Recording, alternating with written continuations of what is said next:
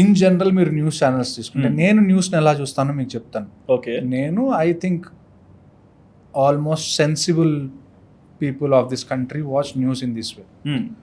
ఏదన్నా ఒక breaking news వచ్చిందా ఫస్ట్ వచ్చేది ఏది నిజం కాదు.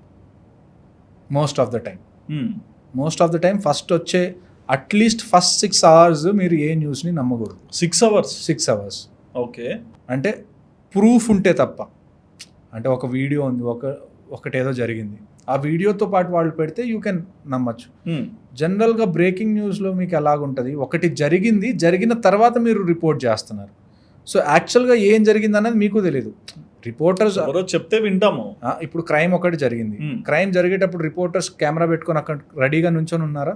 లేదు. క్రైమ్ జరిగిన తర్వాత రిపోర్టర్స్ వస్తారు. సో వాళ్ళు వచ్చిన తర్వాత వాళ్ళు అక్కడ ఉన్న వాళ్ళతో మాట్లాడతారు.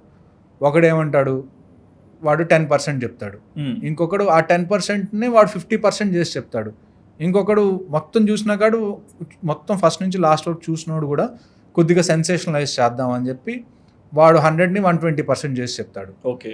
ఆ 120%ని మీడియాలో రిపోర్టర్స్ ఎవరైతే ఉంటారో వాళ్ళేంటి, వాళ్ళ ఛానల్కి కూడా టీఆర్పీ కావాలి, వాళ్ళకు కూడా ఇంకా బ్రేకింగ్గా చెప్పాలి, అంటే నాకు ఈ విషయం కూడా తెలుసు అన్నట్టు వాళ్ళు చూపించుకుంటేనే వాళ్ళ ఛానల్కి